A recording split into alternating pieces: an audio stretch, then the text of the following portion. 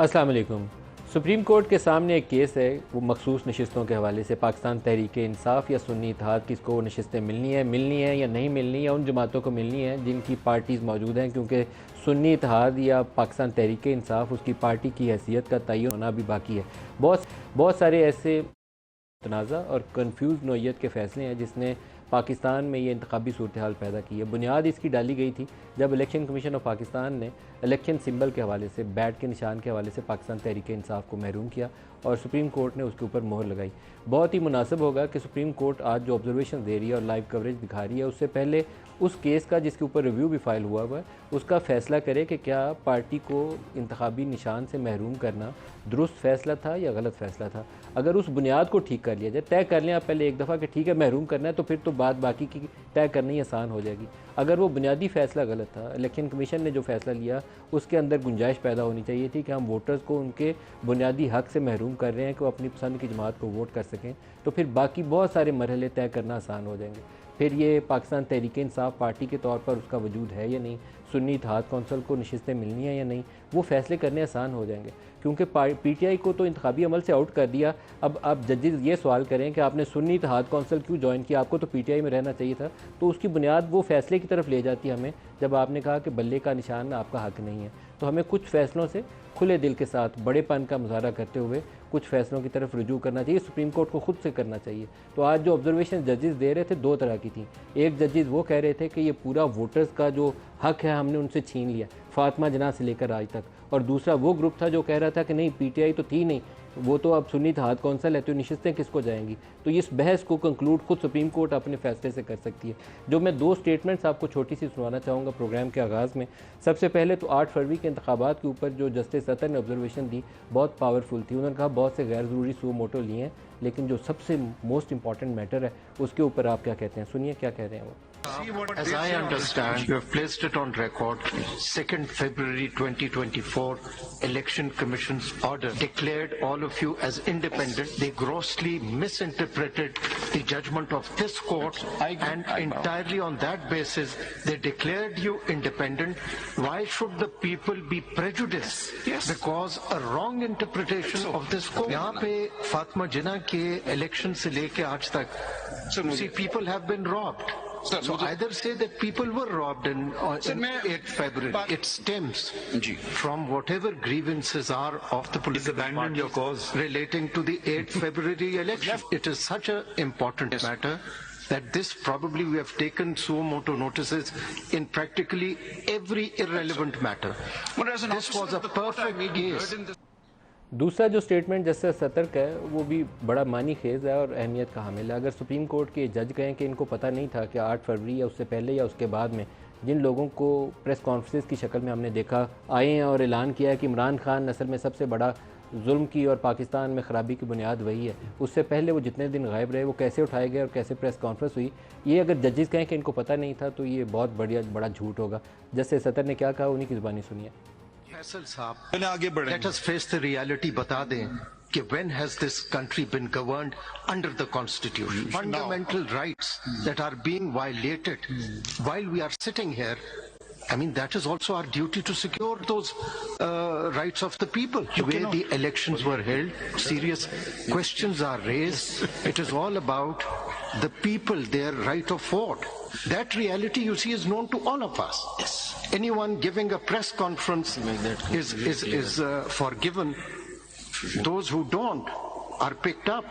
And this is all which is in the knowledge of everyone. So should this court just shut its eyes and allow a political party to face these challenges? Pakistan में ये जो political engineering हुई, पहले नया पाकिस्तान बनाने की खातिर इमरान खान को खड़ा किया गया। 2011 से उसके ऊपर सरमायाकारी की हमारी इस्टेब्लिशमेंट ने, और फिर जब लड़ाई शुरू हुई तो फिर उसको गिराने के लिए जो कुछ हम पाकिस्तान में इंतशार और फसाद देखते हैं ये उसका शाखसाना है। इसका सबसे बड़ी जो कैजुअल्टी या उसका निशाना बना वो पाकिस्तान की इक्तसादियात या पाकिस्तान के लोग बने जिनको ज़िंदा रहने का हक़ नहीं रह गया। अब इतनी महंगाई है कि वो आटा रोटी ख़रीदने से कासिर हैं, इतनी बेरोज़गारी है कि हर बच्चा जो यूनिवर्सिटी से डिग्री लेकर निकलता है उसको फिर ये परेशानी होती है कि अब नौकरी कहाँ मिलेगी। और उससे भी बड़ा हमने बहुत दुनिया में नारे मारे थे कि बड़ा गेम चेंजर पाकिस्तान में आ गया CPEC, तो चाइना पाकिस्तान ये जो कॉरिडोर बना है, इकनॉमिक कॉरिडोर, ये पाकिस्तान की तकदीर बदल देगा। उसके बाद जब सारी सरमायाकारी हमने करवा ली, 35-40 अरब डॉलर के कर्जे सर पे चढ़वा लिए, 10-12 अरब डॉलर पावर सेक्टर में डाल लिए, उसके बाद हमने पूरी इकॉनमी बिठा दी, क्योंकि हमने ये लड़ाई डाल ली कि अब ये चोर डाकू जिनको हमने इन्वेस्ट किया है पुकारने के लिए, PMLN और पाकिस्तान पीपल्स पार्टी वाले, इनको कैसे ठिकाने लगाना है और नया पाकिस्तान कैसे मार्ज वजूद में आएगा, और फिर नया पाकिस्तान को दोबारा गिरा के अब दोबारा पुराने पाकिस्तान को कैसे ऊपर लेकर आना है। उसमें ना CPEC रहा है, ना इकॉनमी रही है, और अब आपको जान के लाले पड़े हुए हैं कि आपको बैलेंस ऑफ पेमेंट क्राइसिस से नहीं निकलते। अब IMF के दरवाजे पे खड़े हैं हम, सऊदीज़ के दरवाजे पे खड़े हैं, चाइनीज़ के दरवाजे पे खड़े हैं, हाथ जोड़ के G2G। हमने वो इन्वेस्टमेंट फैसिलिटेशन काउंसिल बनाई है, फ़ौज उसके अंदर आई है गारंटीज़ देने के लिए कि आपका सरमाया महफूज रहेगा, हम गारंटीज़ दे रहे हैं। अभी तक पैसा आया नहीं है, दुआ मांग रहे हैं कि आ जाए। एक नया इनिशिएटिव जिसमें प्रोफेशनली कुछ कॉर्पोरेट सेक्टर के वो लोग जो समझ बूझ रखते हैं कि किस तरीके से सरमायाकारी एक्चुअली आ सकती है, वो लॉन्च होने जा रहा है। और मैं दिल से दुआ गो कि अल्लाह पाक करे कि वो मटीरियलाइज़ हो, और कुछ ऐसे शोबे जिसमें सरमायाकारी के लिए बिल्कुल हमवार ज़मीन है, आ सकता है पैसा। हमने इंफ्रास्ट्रक्चर CPEC में डाला है, उसके अंदर ग्रीनफील्ड प्रोजेक्ट्स नहीं आए, कोई इंडस्ट्री नहीं आई, कोई प्रोजेक्ट नहीं आया, वो आएगा तो हम कमाई करनी शुरू करेंगे। तो कुछ ऐसे लोग सामने आ रहे हैं जो उस इनिशिएटिव को लेकर आ रहे हैं। उस इनिशिएटिव का प्रॉबेबली जो नाम मैं अपने बल्कि मेहमानों से पूछूंगा, 27 जून को उसकी लॉन्चिंग एक्सपेक्ट की जा रही है, 27 जून को उसकी लॉन्चिंग होगी।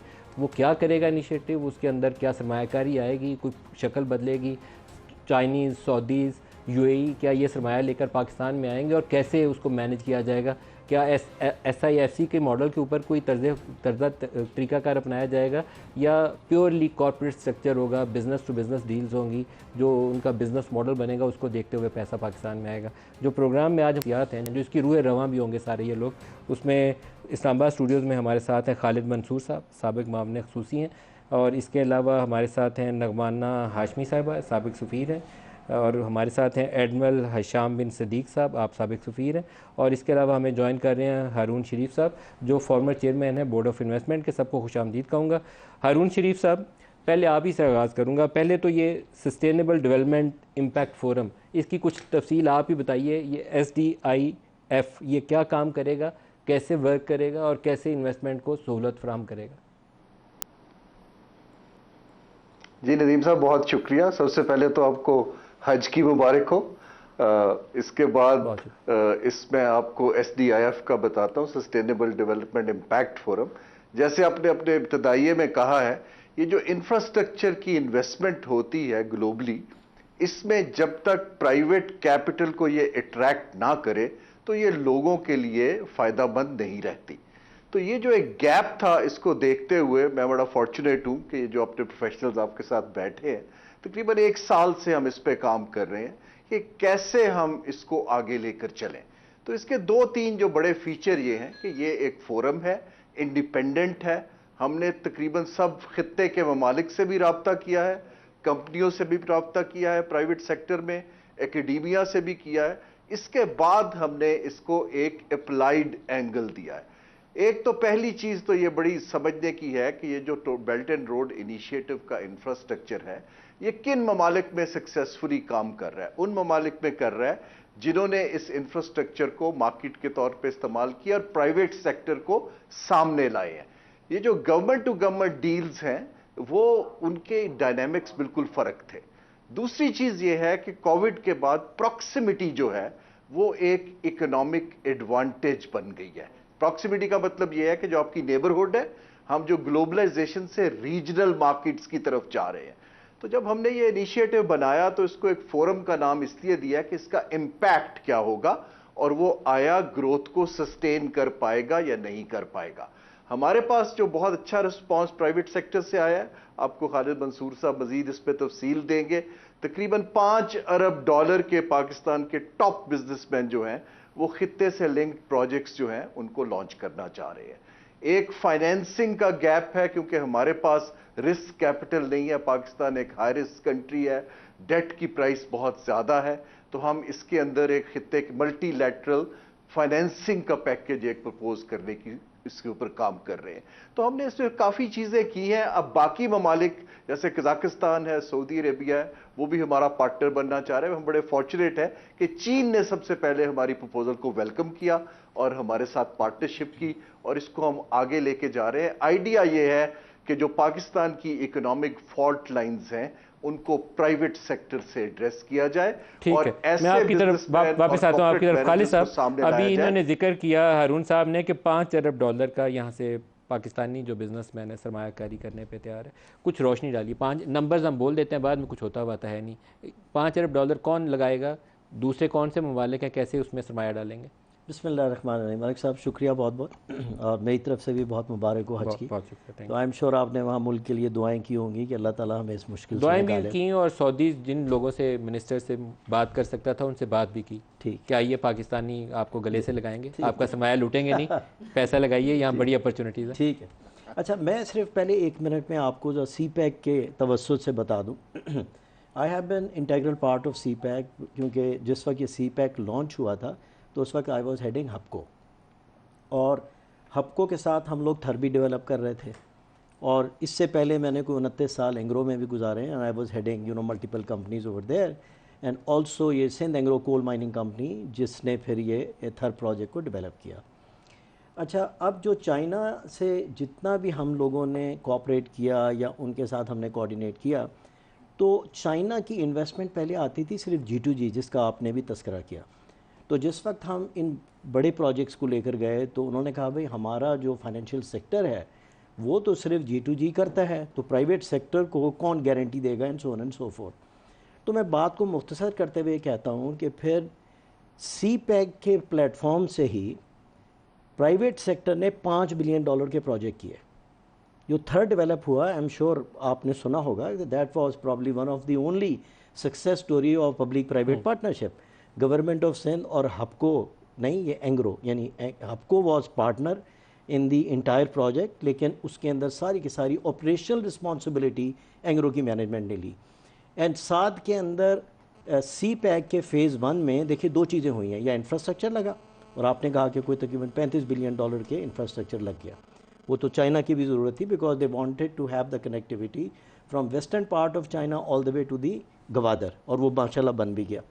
दूसरा था कि हमारी जो पावर क्राइसिस थी और उसके ऊपर मेजर इन्वेस्टमेंट आई, तो जो हबको ने फिर वहाँ पर ये कॉन्सेप्ट दिया कि नई इन्वेस्टमेंट, नई इन्वेस्टमेंट, बिल्कुल एब्सोल्युटली $2 बिलियन, और ये उन्होंने कहा कि जी कि प्राइवेट सेक्टर के साथ जॉइंट वेंचर करते हैं, और फिर चाइना पावर जो स्टेट ओन एंटरप्राइज थी उसके साथ मिलकर ये $2 बिलियन का 50% जॉइंट वेंचर हुआ, जो माशाल्लाह अब भी चल रहा है। एंड देन आगे फर्दर क्या है इसमें? फर्दर ये हुआ कि फिर थर के अंदर भी जब ये कॉन्सेप्ट आ गया कि Chinese financial institution billions of dollar private sector को दे सकते हैं, तो फिर 4 पावर प्रोजेक्ट थर के अंदर हुए, जो कि माशाल्लाह अब चल भी रहे हैं। नौ जिस तरह हारून ने बताया, जिस वक्त आई वॉज हेडिंग CPEC, तो उस वक्त मेन हमारा ऑब्जेक्टिव क्या था कि फ़ेज़ 1 कंप्लीट हो गया, इंफ्रास्ट्रक्चर भी लग गया और पावर भी आ गई, जो कि मेन हमारी क्राइसिस थी। अब हमने फ़ेज़ 2 करना है। What is phase 2? Phase 2 is all about industrialization. Industrialization कहाँ करनी है? स्पेशल इकनॉमिक जोन में। स्पेशल इकनॉमिक जोन डेवलप हो गए या आइडेंटिफाई हो गए। इसके अलावा एक बहुत बड़ा स्पेशल इकनॉमिक जोन जो गवादर के अंदर भी बना हुआ है। तो एक कोई तकरीबन 8-9 महीने की एफर्ट के बाद जब 2022 में हम लोग चाइना गए, तो वहाँ पर trust me there were almost 21 meetings including the leading Chinese financial institution और फॉर्च्यून 500 कंपनीज़ के चेयरमैन के साथ उन सेक्टर्स में विच इंशाल्लाह going to be responsible for reviving the economy of Pakistan.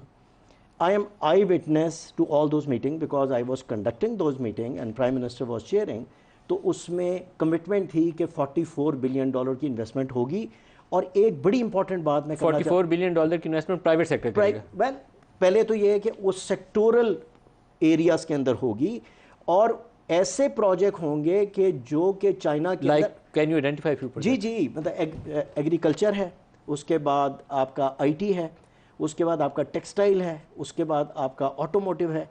तो पाकिस्तान जिस तरीके के साथ ये CPEC है ना, तो there were at that time 11 joint working groups, उनके अंदर प्रोजेक्ट आइडेंटिफाई हुए और चाइना ने ये कहा कि जो प्रोजेक्ट वहाँ पर अनवायबल हो गए हैं because of ever increasing man power cost, तो उन प्रोजेक्ट्स को हम पाकिस्तान के अंदर रिलोकेट करेंगे, जो अभी तक हुए नहीं। सर फिर तो मतलब अब फिर हमने नया पाकिस्तान पुराना पाकिस्तान की जंग शुरू कर दी। नहीं सर, मुझे सिर्फ 30 सेकेंड्स मोर। अच्छा, अब ये देखिए कि दिस इज़ समथिंग कि ये जो है आपका SDIF या इसको आप कह रहे हैं BRI फोरम क्यों बना? देखिए, चाइना के दो ऑब्जेक्टिव्स थे। चाइना जो है, अगर आप देखें BRI के पॉइंट ऑफ व्यू से, तो वो चाहते हैं कि रीजनल कनेक्टिविटी, उसी के लिए जो CPEC है, it was the flagship project, क्योंकि वो चाइना की कनेक्टिविटी कर रहा है from western part of China through Gwadar, right. तो इस वक्त अब उन्होंने ये कहा कि जो सक्सेसफुल एक्सपीरियंस हो गया प्राइवेट सेक्टर के साथ, तो उन्होंने ये कहा कि अब जितने भी आप फर्दर इन्वेस्टमेंट होगी फेज़ 2 में इन ऑल दो सेक्टर्स, अपॉर्चुनिटी तो उन सब सेक्टर्स में पाकिस्तान में है। तो आप ऐसे करिए कि पाकिस्तान के प्राइवेट सेक्टर जो कि ऑलरेडी सक्सेसफुली डेमोन्स्ट्रेट कर चुके हैं, द प्रोजेक्ट्स इन थर and hub and couple of others, तो इसी तरीके के साथ आप कुछ रीजनल कंट्रीज़ को भी इन्वॉल्व करें, उनके भी प्राइवेट सेक्टर को करें, ताकि इनके पास मैनेजमेंट कैपेसिटी कैपेबिलिटी है। और अगर जो रेड टेपिज्म है उसको ख़त्म करने के लिए जो इन्वेस्टर यहाँ पे from pillar to the post भागता है, उसकी फैसिलिटेशन अगर SIFC कर दे, तो at least I am very optimistic कि इंशाल्लाह ताला वो जो प्रोजेक्ट ऑलरेडी आइडेंटिफाई हुए थे, we don't have to reinvent the wheel, you have to revive them and you will इंशाल्लाह सी। नगमाना से पूछते हैं, नगमाना ये नंबर्स बड़े बड़े आर्मी चीफ हमारे जब विजिट पे गए थे ना, सऊदी अरब और UAE और चाइना, तो उन्होंने कहा था $100 अरब की सरमायाकारी आएगी। तो मैं कहता था कि 100 नहीं भी आएगा तो 12, 14, 15 अरब डॉलर तो आएगी ना। अभी तक हम देख रहे हैं कि कहाँ से क्या आएगा। तो आर यू ऑप्टिमिस्टिक कि ये जो SDIF आपका नया फोरम है, इसके नतीजे में वो काम जो रुका हुआ है, जो ब्रेक लगी हुई है, वो काम आगे चलना शुरू होगा? पहले तो आपका शुक्रिया कि आपने मुझे अपने प्रोग्राम में मदऊ किया, और आपको हज की भी बहुत मुबारक हो। और जैसे कि देखिए, मेरा हज आपने रजिस्टर पूरे पाकिस्तान में आज करा दिया। ये तो अच्छी बात है ना। 40 दिन तक आपकी दुआएं कबूल होती रहेंगी मलिक साहब। अल्लाह पाक पाकिस्तान के हालात बेहतर करे, पाकिस्तानियों की ज़िंदगी बेहतर करे। तो देखिए, एक चीज़ बहुत क्लियरली सबको समझनी चाहिए कि जो पहला CPEC का फेज़ था, जिसमें आपने पावर प्लांट्स बनाए और सड़कें बनाई, वो जाहिर सी बातें, सड़कें आपने हमारे और आपके मैराथन करने के लिए तो नहीं बनाई, उन पे जाहिर सी बात है कि ट्रेड की मूवमेंट होनी थी, कनेक्टिविटी को बढ़ना था, और उस यहाँ पे एक मैन्युफैक्चरिंग और ट्रेडिंग हब बनना था। इसीलिए जो कॉन्सेप्ट शुरू से था तो ये था कि अलोंग द कॉरिडोर आपके स्पेशल इकोनॉमिक जोन्स बनेंगे, जो शुरू से यही कॉन्सेप्ट था कि वो प्राइवेट सेक्टर लेड होंगे। उसमें थोड़ा सा जहाँ प्रॉब्लम आया, जिसको अब हम सॉर्ट आउट करने की कोशिश कर रहे हैं, वो ये कि हमारे इकोनॉमिक जोन्स टाइम पे हमने बनाई नहीं। जो पाकिस्तान को चाहिए था कि वो जैसे ही CPEC का फर्स्ट फेज़ कंप्लीट होने जा रहा था, तो वो बिल्कुल तैयार होते, ज़मीन होती, ये इंसेंटिव्स होते, पानी, बिजली, गैस, सब फैसिलिटीज़ होती, ताकि चाइनीज़ कंपनीज आती और प्लग एंड प्ले वाला कॉन्सेप्ट वो शुरू हो जाता। तो 2019 में चीन ने अपने प्राइवेट सेक्टर को इंडिकेट किया था कि जी आप जाएं पाकिस्तान में, इन्वेस्टमेंट करें प्राइवेट सेक्टर में, SEZs में। बहुत लोग आए, बट अनफॉर्चुनेटली SEZs उस वक्त कंप्लीट नहीं थे। अभी भी बहुत सारे उसमें उनमें मसाइल हैं। तो अब मैं आपको हम बताऊं, जो मैंने सोच रहे हैं, रज़ाक दाऊद साहब से और कई इनके वुज़रा से प्रोग्राम किए, और मैंने इन्हें ऑफ़र किया, वॉलंटियर किया कि मैं हर हफ्ते आपसे इस इशू पे प्रोग्राम करूंगा। कोई धाबे जी में कोई पानी नहीं आ रहा, कोई फैसलाबाद में बिजली का कनेक्शन नहीं दे रहा, दावे कीजिए कि कोई तो खैर अभी डेवलपमेंट किसी जगह पे सड़क नहीं बनी है, किसी पे वो ट्रांसफार्मर नहीं लग रहा, तो मैं हर हफ्ते आपसे प्रोग्राम करता हूँ, इसको फॉलो करें, चलाएं, नहीं तो पाकिस्तान ये कर्जा नहीं दे सकता। हमने कुछ नहीं किया। देखिए जी, पुरानी बातें तो अब भूल जाए ना, आगे की बात करें। अब देखिए, जो पाकिस्तान के हालात हैं, जिस तरह हमारा इकोनॉमिक थोड़ी इंस्टेबिलिटी भी अभी है, अल्लाह करे आगे आगे चीज़ें बेहतर हो जाएं, तो उसके लिए वी थॉट कि ये बहुत ज़रूरी है कि चाइनीज़ और पाकिस्तानी तो मिलके करें हींगे, लेकिन उसमें अगर हम रीजनल पार्टीज़ को भी मिला लें, तो देखें आप रीजनल पार्टीज़ में कौन आ सकता है? देखिए जी, सबसे पहले सऊदी अरेबिया है, जिसके साथ चाइना का भी बहुत इंटरेस्ट है, और हमारा भी बहुत अच्छा उनके साथ ताल्लुक़ है। उन्होंने ऑलरेडी इन्वेस्टमेंट की कमिटमेंट भी की हुई है, तो वो है। उसके बाद देखिए, सेंट्रल एशियन स्टेट्स हैं, टर्की है, गल्फ की स्टेट्स हैं। आपका ये जो फोरम है, आपका इंटरेक्शन हुआ है जी, हमारा इनके साथ सऊदीज़ के साथ भी इंटरेक्शन हुआ है। हमारा जो सेंट्रल एशियन रिपब्लिक्स है, सबके साथ हमारा इंटरेक्शन हुआ है। चाइनीज़ ऑफ कोर्स, जैसे हारून साहब ने बताया, are on board with this. तो इसका मकसद जो है वो ये है कि देखिए, we have all spent about 40 years in our respective fields, कि हमारी भी अपनी एक एक्सपर्टीज़ है कि हम वो सब चीज़ों को, अपने कनेक्शंस को, अपनी एक्सपर्टीज़ को शामिल करके जहाँ जहाँ हमारा इन्फ्लुएंस है वहाँ से अगर हम इनकरेज कर सकें कि हम रीजनल बेसिस पे प्रोजेक्ट्स इकोनॉमिक जोन्स में ही लाएं। चाहे अब देखिए ना, अगर एक प्रोजेक्ट हिशाम साहब को भी ले लें, फिर ब्रेक की बात है। एडमिरल हिशाम साहब की बात अगर कर दूं तो कॉन्सेप्ट यही है कि जी पाकिस्तान के साथ एक तो जॉइंट वेंचर्स किए जाएं, और उसमें अगर पाकिस्तान और चाइना का जॉइंट वेंचर है, उसमें अगर कोई थर्ड पार्टी भी शामिल होती है तो सबका रिस्क जो है वो थोड़ा सा डिवाइड हो जाता है, कम हो जाता है। जी एडमिरल हिशाम साहब, ये जो चाइना या सऊदी अरब से आमतौर पर वो गुडविल की कमी नहीं होती, वो खुशी से आके सरमाया आपका लगा देंगे। मैंने जिन लोगों से मुझे मुलाकात करने का मौका मिला वो कहते हैं कि आपके पास प्रोजेक्ट्स ही रेडी नहीं होते, आपकी जो प्रेजेंटेशन होती है इतनी जनरलाइज्ड होती हैं। हम बेसिकली उनसे कह रहे होते हैं ऑर्डर चाहिए ये बैलेंस ऑफ पेमेंट सपोर्ट के लिए, हम बाकी चीज़ें कुछ नहीं कहते उन्हें। प्रोजेक्ट्स बना के लेके जाएँ कि ये प्रोजेक्ट है, यहाँ पे लगेगा, ये इसका बिज़नेस मॉडल है, आप 5 साल में आपका सरमाया वापस आपको मिलेगा, गारंटीड रिटर्न्स है। वो काम हम नहीं करते। हम कहते हैं $10 अरब हमें चाहिए बैलेंस ऑफ पेमेंट सपोर्ट के लिए, $5 अरब स्टेट बैंक में रखा दो, इससे आगे निकलते नहीं हैं हम। तो चलेगा काम आगे कि नहीं चलेगा? जी, बिस्मिल्लाहिर्रहमानिर्रहीम, बहुत शुक्रिया मुझे इनवाइट करने का। 2-3 बातें एक आपने इंट्रो में सीपैक के बारे में बात की। मैं ज़रा ग्लोबल लेवल पे बात करना चाहता हूँ कि अगर दुनिया में 2 मुल्क हैं जिनके साथ लोग पार्टनरशिप करना चाहते हैं, those who have the capacity, एक चाइना है और गल्फ़ में लेड बाय सऊदी अरेबिया। तो हम एक ऐसी एडवांटेजस पोजीशन में है कि हम इन दोनों के साथ, हमारे माशाल्लाह दरीना ताल्लुकात हैं और स्ट्रेटेजिक ताल्लुकात हैं। तो इसलिए मुझे कोई डाउट नहीं है कि इन दोनों के साथ हमारी कोऑपरेशन हो सकती है। फर्दर मोर, जब डिफेंस कोऑपरेशन में पाक चाइना एक सक्सेस स्टोरी है तो इकोनॉमिक कोऑपरेशन में सक्सेस स्टोरी क्यों नहीं हो सकती? तो आपने बिल्कुल सही आइडेंटिफाई किया कि द की क्वेश्चन जो मेरी नज़र में है कि एक गवर्नमेंट है और एक स्टेट है। जो स्टेट में कैपेसिटी है गवर्नेंस की विद रिस्पेक्ट टू, चाहे वो इकोनॉमिक गवर्नेंस है चाहे वो दूसरी गवर्नेंस है, वो over a period of time Erode हुई है। उसकी 3 वजह हैं। एक तो कैपेसिटी, दूसरा जो हमारे एंटीक्वेटेड प्रोसीजर्स है, दुनिया में काम करने के तौर तरीके बहुत ज़्यादा फ़र्क हो चुके हैं, टेक्नोलॉजी का बहुत ज़्यादा है। आप सऊदी अरबिया को देख लें, बाकी जगहों को देख लें, तो 2-3 चीज़ें कि प्रोफेशनल्स की with in the governance, state governance structure, तो ये बहुत ज़रूरी है। और तीसरा जो कल्चर है, नैब और तीसरी चीज़ें हैं जिनकी वजह से काम नहीं होता।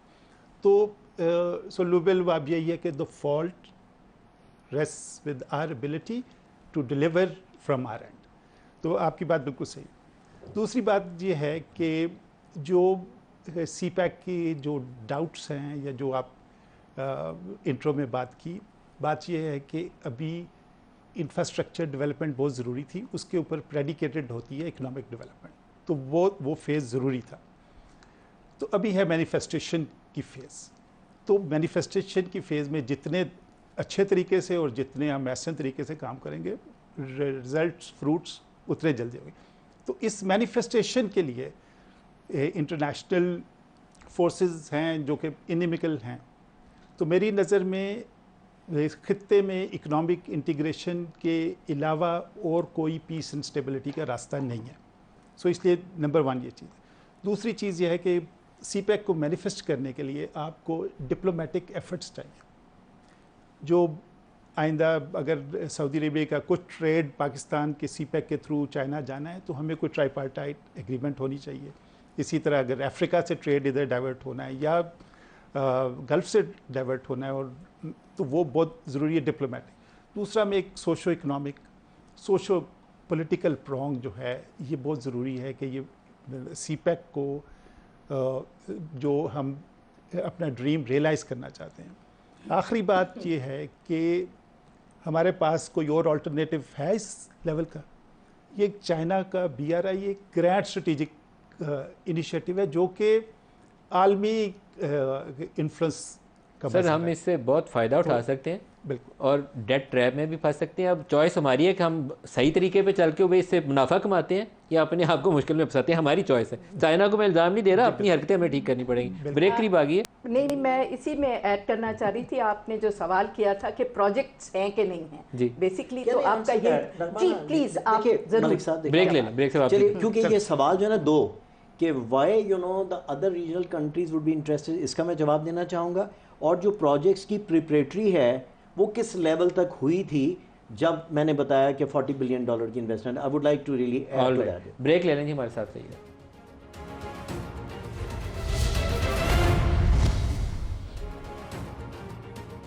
Welcome back. हारून साहब, दोबारा आपकी तरफ आऊँगा। अभी सऊदी अरब से इन्वेस्टमेंट का जिक्र हो रहा है। मैं 2001 में पहली दफ़ा सऊदी अरब गया था, तो जिन होटल्स में जाते थे तो वहाँ पर पाकिस्तानी होते थे, मैनेजर से लेकर वेटर्स तक।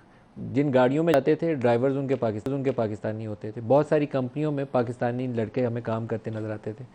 अब पिछले 22-23 साल के अंदर हॉस्पिटैलिटी मैनेजमेंट में पाकिस्तानी ख़त्म हो रहे हैं, है ही नहीं है वहाँ पे। अगर किसी को गलत फहमी है तो जाके तमाम बड़े होटल्स का जद्दा के अंदर, रियाद के अंदर एक विज़िट कर लें, तो आपको कितने पाकिस्तानी मिलेंगे और कितने दूसरे मिलेंगे उसकी परसेंटेज आके बताइएगा। ड्राइवर्स तादाद सब्सटेंशली नीचे चली गई है। मैं नहीं कहता कि ड्राइवर करके ज़रूर भेजें, लेकिन 2.8 मिलियन पाकिस्तानी आज से 20 साल पहले थे, अभी नंबर कितना है ये आप सबको पता है। तो हम कुछ करने में ख़राबी कर रहे हैं हारून साहब, दुरुस्त काम नहीं कर रहे, जिसकी वजह से हमारा दोस्त है, दिल के भी करीब है, मजहबी लिहाज से भी करीब है, प्यार मोहब्बत भी है, लेकिन सरमायाकारी वहाँ से नहीं हो पाती। क्यों? जी नदीम साहब, बिल्कुल आपने स्पॉट ऑन बात की है। देखिए, हमें एक इकोनॉमिक वैल्यू प्रोपोजिशन जब हम किसी जगह टेबल पे नहीं रखते हैं और अपनी यारी दोस्ती या जियो स्ट्रेटेजिक पोजिशनिंग में इकोनॉमिक मसाइल को हल करते आए हैं, वो सस्टेनेबल नहीं है। ये जो हमारा फोरम है इसके अंदर बड़ा मैं क्लियर हूं, हमने एक पहला फोरम है जो कि फॉरेन पॉलिसी लेड या जियो स्ट्रेटेजिक नहीं है, जो कमर्शियल ट्रांजैक्शंस मेरिट के ऊपर इन ममालिक के सामने रख रहा है और ममालिक इसको वेलकम कर रहे हैं। जो आपने बात की है सऊदी, हमें समझना है कि सऊदी अरब में किस तरह का कैपिटल अवेलेबल है। देखें ना, प्राइवेट इक्विटी अवेलेबल है, वो यहां पर टेक्नोलॉजी को यूज करना चाहते हैं, वो यहां खुद आके कंपनियां चलाने वाला कैपिटल नहीं है, ना उनके पास कोई मल्टीलैटरल IFC टाइप के पैसे हैं। तो हमें इस वक्त बेस्ट बिजनेस हाउसेस को एक वायबल ट्रांजैक्शन टेबल पे रखनी है, जहां पे हम सऊदी अरब के, चीन के, कतर के, जो भी आना चाहता है उनके इंटरेस्ट को कन्वर्ज करें और उनके रिस्क्स को आइडेंटिफाई करके पॉलिसी मेकर के पास ले जाए। इस फोरम का काम एक तो बड़ा क्लियर ये है जिसको लोग वेलकम कर रहे हैं। दूसरा काम ये है कि अगर आपने अब खित्ते की मार्केट डेवलप करनी है तो ये एक सॉफ्ट इंफ्रास्ट्रक्चर बनाना है जिसमें फाइनेंशियल इंफ्रास्ट्रक्चर भी हो। देखिए ना, हमारे पास कोई खित्ते का मल्टीलैटरल अपना बैंक नहीं है, ना हमारे पास क्लाइमेट फाइनेंसिंग अवेलेबल है, हमारे पास रेगुलेटरी हार्मोनाइजेशन भी नहीं है, अकाउंटिंग की भी नहीं है, तो बहुत काम होने वाला है। ये काम सरकार को ना तो आता है, तो हम चाह रहे हैं कि पहले हम प्रोजेक्ट्स की स्ट्रक्चरिंग करें और इन चीज़ों के उसके अराउंड रिवॉल्व हो। हमारे पास अल्लाह के फजल से सीरियसली बहुत अच्छा इंटरेस्ट आया है। अब उसको टेस्ट करना है हमने अगले 1 साल में कि क्या अगर एक ट्रांजैक्शन भी अच्छी मटेरियलाइज होती है तो वो फिर आगे उसका इंपैक्ट शुरू हो जाएगा। हारून साहब, लेकिन इसके लिए तो आपको चाहिए कि 27 जून को आप शहबाज शरीफ को भी और जनरल आसिम मुनीर को भी, दोनों को बोलें कि वो आएँ और आपके इस फोरम को बैक करें, कि फुली सपोर्ट करेंगे, जहां इरिटेंट्स हैं उसको रिमूव करेंगे, आपको सपोर्ट करेंगे। आपने गले में कोई हार नहीं डलवाए शहबाज शरीफ या कोई और, बल्कि सपोर्ट करें कि आप लोग हम तो चाहते हैं कि हुकूमत क्रेडिट ले, लेकिन हम स्ट्रक्चर करके, डेवलप करके एक डील जो है ना, एक गैप को फिल कर रहे हैं। And everybody is welcome. I am very please के गवर्नमेंट के लोग हमसे बातचीत कर रहे हैं। अभी हम हाईएस्ट लेवल पर तो नहीं गए हैं क्योंकि हम पॉपुलिज्म से हटके रियल डील्स को टेबल पे रखना चाह रहे हैं। बिल्कुल ठीक है सर। आपने अभी प्राइवेट बिजनेसमैन के इंटरेस्ट की बात की थी कि टॉप 10 बिजनेसमैन आपके पास हैं। उन्होंने, हारून साहब ने कहा $5 अरब का सरमाया लेके पाकिस्तानी बैठे हुए हैं। नेम फ्यू पीपल जो आपके साथ चलेंगे। मलिक साहब, मैं बताता हूँ, लेकिन इससे पहले आपने 2 बड़े इंपॉर्टेंट सवाल किए थे, मैं उसका जवाब देना। नाम बता दें फिर आगे चलते हैं। देखिए, नाम के लिए पहली चीज़ ये है कि पाकिस्तान के अंदर 2 बड़े इंपॉर्टेंट फोरम्स हैं। वो कौन से हैं? पाकिस्तान बिजनेस काउंसिल, जिसमें सारे के सारे Pakistani business houses are member. ठीक हो गया जी। दूसरा है overseas investor chamber of commerce and industries. अल्हम्दुलिल्लाह I have been the past president of that forum. हमने जब ये कॉन्सेप्ट को हम तश्कील दे रहे थे तो हमने दोनों फोरम्स को कांटेक्ट किया, उनके सारे की मेंबर्स के साथ हमने कलेक्टिवली भी बात की और कुछ जो लीडर हैं उनसे वन ऑन वन भी बात की। वो कौन कौन से हैं? दाऊद ग्रुप, हुसैन दाऊद साहब से हमने बातचीत की। उसके बाद ये जो एटलस ग्रुप है शिराजी साहब, उनसे हमारी बात हुई। उसके बाद ये लकी ग्रुप है, तब्बा साहब से बात हुई। और उस वक्त ये जो औरंगज़ेब साहब हैं, he was heading Habib bank, उनसे बात की। और बाकी उसके बाद जितने भी आपके ये मेंबर्स हैं उनके साथ डिटेल प्रेजेंटेशन दी गई कि ये क्या इसका कॉन्सेप्ट है, किस तरीके के साथ इसको आपके साथ चल रहे हैं। जी देखिए, उनका दो चीज़ें थी। उन्होंने कहा कि देखिए हम लोग तैयार हैं करने के लिए। इस वक्त तो माइंडसेट ये है ना कि क्योंकि एक मायूसी का आलम है, जिस तरह आप कह रहे हैं कि पाकिस्तान के अंदर बिजनेस एनवायरनमेंट कंड्यूसिव है या नहीं है, तो उनकी रिक्वायरमेंट क्या है? स्पेसिफिक प्रोजेक्ट्स आप हमें बताइए और स्पेसिफिक प्रोजेक्ट्स के साथ हमारा राइट मैच मेकिंग कर दें ताकि they should be able to have the conducive joint. लेकिन हुसैन दाऊद के साथ हमने जो कुछ किया है उस LNG प्रोजेक्ट के साथ, पहले तो हुसैन दाऊद से माफ़ी मांगनी चाहिए। मैंने एक उसका शहजाद अकबर का एक वीडियो क्लिप सुना है आज, उसने इंटरव्यू दिया। उसने कहा कि शाहिद खाकान के ख़िलाफ़ और एहसन इकबाल के ख़िलाफ़ केस जो थे झूठे थे, उसने कोई इंटरव्यू दिया उसमें अंदर। तो शाहिद खाकान वाले केस के अंदर ही हुसैन दाऊद को भी हमने रगड़ा हुआ था। तो हमें कुछ अकल भी आनी चाहिए। जो बंदा पाकिस्तान में सरमाया डाल रहा है उसी को हमने केस में डाला हुआ है। दिस इज़ अनफॉर्चुनेट जी, ये मैं तो यही कह सकूँगा। लेकिन दूसरी तरफ लेट्स स्टे फोकस। अब करना क्या है? देखिए, जिस वक्त मैं आई वॉज हेडिंग CPEC तो एक बड़ा मिसकॉन्सेप्ट था अमंगस्ट द अदर इन्वेस्टर्स कि दिस इज़ सब बायलैटरल है और ये लेवल प्लेइंग ग्राउंड नहीं है। और उनको हम 12 कहते थे कि जी कि ये CPEC इज़ नॉट और जॉइंट ये जो स्पेशल इकनॉमिक जोन है वो ऐसा नहीं है कि सिर्फ मुख्तस किए हुए चाइनीज़ के लिए। आप इन्वेस्टमेंट लेके आइए, क्योंकि जो हमारे पास फिस्कल इंसेंटिव्स हैं they are better than the alternate destinations for sure, इसमें कोई शक नहीं है। हाउएवर, तो हमने कई दफ़ा सोचा कि ऐसा कोई फोरम बने जिसके अंदर इस मिसकॉन्सेप्शन को इले किया जाए। दूसरा आपका सवाल ये था कि जब हम जाते हैं तो हमारे पास तैयारी नहीं होती। जब आप किसी बिजनेसमैन के पास जाते हैं, यू कांट गो कि जी आप आइए पाकिस्तान में इन्वेस्ट करें, हम आयरन ब्रदर हैं, हमारी हमें बस $2 चाहिए, आप पैसा लगाएं। नॉट ओनली दैट, देखिए जो चाइनीज़ इन्वेस्टर है वो बहुत सैवी है। उसको अगर कहें कि हमारी हिमालय से ऊंची दोस्ती है और समंदर से गहरी और शहद से मीठी है, they don't buy into that. Previous जो एफर्ट हुई है ना, जिसको अब आपने सिर्फ अमली जामा पहनाना है कि उन सारे सेक्टर्स के अंदर comparative and competitive business cases बनाए गए थे with the involvement of private sector of Pakistan. Textile के अंदर इंटरलूप ग्रुप है, I mean they are one of the biggest exporters and they were very willing to have the right kind of partnership with China और the other countries and they are willing to invest. तो उस preparation के साथ गए और मुझे याद है कि एक बाकायदा एक पिच बुक भी बनी हुई है जिसके अंदर उसके अंदर कंपैरेटिव और कंपैरेटिव हैं, जिसके अंदर ये साबित किया गया कि जहाँ चाइना अपनी इंडस्ट्री को रिलोकेट कर रहा है, कौन से वो कंट्रीज़ है, बांग्लादेश है, ताइवान है, उसके बाद कंबोडिया है, and so on and so fourth. तो पाकिस्तान के अंदर अपॉर्चुनिटी भी अच्छी है, फिस्कल इंसेंटिव्स भी अच्छे हैं और हमारे पास जो है ना मैन पावर भी है। मसला क्या है? मसला सिर्फ है कि फैसिलिटेशन का, कि those investor hate to run from pillar to the post. तो कहते हैं हमारा वक्त ज़ाया ना हो। और मैं इस ऑप्टिमिज्म के साथ हूँ कि अगर हम वो इन्वायरमेंट क्रिएट कर लें कि जिसके अंदर हम स्पेसिफिक प्रोजेक्ट्स आइडेंटिफाई जो हुए हुए हैं उसके अंदर राइट पार्टनरशिप डेवलप करें, और अगर ये ट्राई पार्टाइट हो जाएगा मोर द मैरियर, उसके अंदर रिस्क है जो आप बताइए। जी, I will stick to the forum because आपका ओरिजिनल क्वेश्चन उसके बारे में था, प्रोजेक्ट्स के बारे में। तो देखिए, हमने भी एरियाज़ को बड़ा स्पेसिफाई किया हुआ है।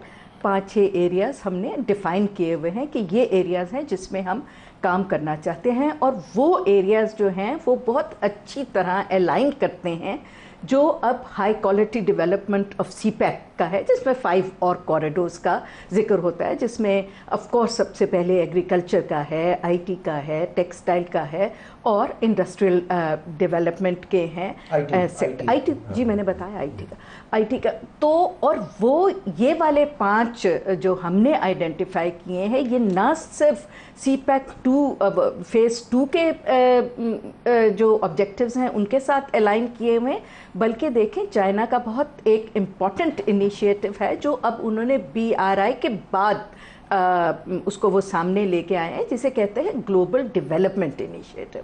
और वो ग्लोबल डेवलपमेंट इनिशिएटिव जो है वो भी बेसिकली फेज 2 ऑफ BRI है कि जी आप अब प्राइवेट सेक्टर को आगे लाएं और आप इन्वेस्टमेंट्स करें ताकि जो आम आदमी है उसको एम्प्लॉयमेंट मिले, उसको आपका जो हब एक आप बनाना चाहते हैं उसका वो बने।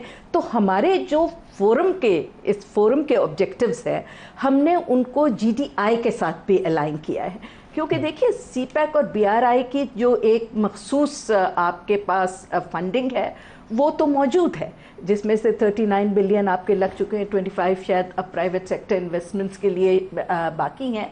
लेकिन GDI फोरम एक बहुत इम्पॉर्टेंट फोरम है जिसके थ्रू अब आगे चीन जाके ये बायलैटरल और ट्राइलैटरल प्रोजेक्ट्स को आगे लेके आएगा। तो हमारे ऑब्जेक्टिव्स जो हैं वो इन दोनों के साथ बहुत अच्छी तरह अलाइन। एडमिरल साहब, अभी आपने जिक्र किया, बल्कि बाकी मेहमान भी इसके ऊपर, कुछ जो स्ट्रेटेजिक आपकी रिलेशनशिप है चाइनीज़ के साथ, सऊदीज़ के साथ भी आपकी है, बड़ी क्लोज है, उसमें कोई दो राय नहीं है, कोई दरार नहीं है, उसके आप कुर्बत मौजूद है, उसको आपको इकनॉमिक रिलेशन में, बायलैटरल ट्रेड रिलेशन में कन्वर्ट करना है।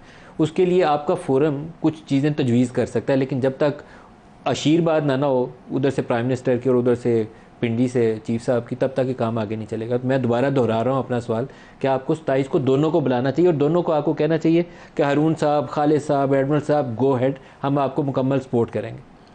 देखिए, 2-3 बातें करना चाहिए। तो पहले आपने हारून साहब से सवाल किया था, नगमाना बीबी को भी, नगमाना बीबी को भी कहना चाहिए आप आगे चले, हम आपको सपोर्ट करेंगे, हम तुम्हारे साथ हैं, हम कदम बढ़ाओ नगमाना, हम तुम्हारे साथ हैं। Absolutely. With respect to our human resource within Saudi Arabia, देखिए ये 60 से काम चल रहा है और 60s में हमारे professional bankers, doctors, even now in Riyadh there are about 3000 doctors, chartered accountants and so many, they have contributed to the development of Saudi Arabia. Sir, जो पोटेंशियल है ना, माजरा के साथ कथा कलामी हो रही है, उनको इंफॉर्मेशन टेक्नोलॉजी और कंप्यूटर साइंस के बच्चे चाहिए। दो और आपकी टॉप यूनिवर्सिटीज़ में बच्चे अंग्रेज़ी भी बोल सकते हैं और वो सॉफ्टवेयर इंजीनियरिंग के लिए मास्टर हैं बच्चे। अगर हमारी बजाय इंडिया के बच्चों को प्रेफरेंस मिल रही हो तो हमारी नाकामी है, दूसरे का कसूर नहीं है जी। अब पोटेंशियल है, आपके 10,000 बच्चा सालाना वहाँ जा सकता है कंप्यूटर साइंस। देखिए, बिल्कुल आपकी बात सही है कि अभी भी सऊदी अरेबिया से नंबर 1 रिमिटेंस जो वहाँ से हो रही है इन एक्सेस ऑफ $6 बिलियन, वो सऊदी अरेबिया से हो रही है। अभी भी नंबर वहाँ 2.7 बिलियन पाकिस्तानीज वहाँ मौजूद है, जो पिछले 20 साल से उतना ही है, बल्कि 1.5 लाख कम हो गया। थोड़ा बहुत आगे पीछे थोड़ी साउदाइजेशन होती है। आपने जो बात की, उनको एक डिफरेंट स्किल सेट चाहिए, अभी स्किल सेट चाहिए IT का। आपने एक हॉस्पिटैलिटी का जिक्र किया, उनको 8 लाख बंदा चाहिए, आप तैयार करें। और ये तो अपनी खामी है ना हमारी, हमें, मैं अपनी खामियां गिनवा रहा हूँ। जी बिल्कुल। तो वो क्या कहें, to their credit Saudi Arabia has always withstood with us. और आपने रिलेशंस की बात की, तो एक रिलेशन वो होता है मुल्कों के दरमियान जो रोबस्ट हो, उसमें कल्चरल हो, सोशल हो, इकोनॉमिक हो और ऑब्वियसली सिक्योरिटी कोऑपरेशन हो, तो बहुत अच्छा है। तो जो हमने सऊदी अरेबिया के साथ स्पेशली जो रोबस्टनेस चाहिए थी, वो अनफॉर्चुनेटली मूव नहीं की। तो अपॉर्चुनिटी है, Saudi government is very willing, Pakistan government is also making. MBS ने तो पाकिस्तान आके जो अल्फाज बोले थे कि मुझे अपना दोस्त समझे, वहाँ पे हमने उस जुमले को पूरा कैपिटलाइज ही नहीं किया आज तक। तो हम जो है we have moved beyond the budgetary support. ये आप यानी कि बजटरी सपोर्ट जो है वो बिहाइंड अस है, लेकिन वो एक साथ साथ जैसे ऑयल ऑन डेफर्ड पेमेंट है, वो एक हमें इससे आगे निकलना पड़ेगा सर। स्टेट बैंक में $2 अरब रखवाने से आगे चलना पड़ेगा, तब इन्वेस्टमेंट होगी। जी बिल्कुल। हमें मेरे पास टाइम खत्म हो गया प्रोग्राम का। नहीं जी, मैं एडमिरल हिशाम बिन सदीक साहब, नगमाना हाशमी साहब, एक 30 सेकंड, खालिद मंसूर साहब और हारून शरीफ साहब, सबका शुक्रिया। एक जुमला क्या है कि आप खत्म कर दें। देखिए, ये जो 27 को हो रहा है, ये एक इनफॉर्मल डिस्कशन है और इसकी जब प्रॉपर लॉन्च होगी वो होगा तो इंशाल्लाह आर्मी चीफ साहब भी को भी हम मदऊ करेंगे और प्राइम मिनिस्टर साहब को भी मदऊ। मैं ऑन एयर आपके बिहार पे उनको कह रहा हूँ 27 को आए, 27 को आए और आप लोगों को सपोर्ट करें। आप सबका बहुत शुक्रिया। आज के लिए इतना इजाज़त दीजिए। अल्लाह हाफ़िज़।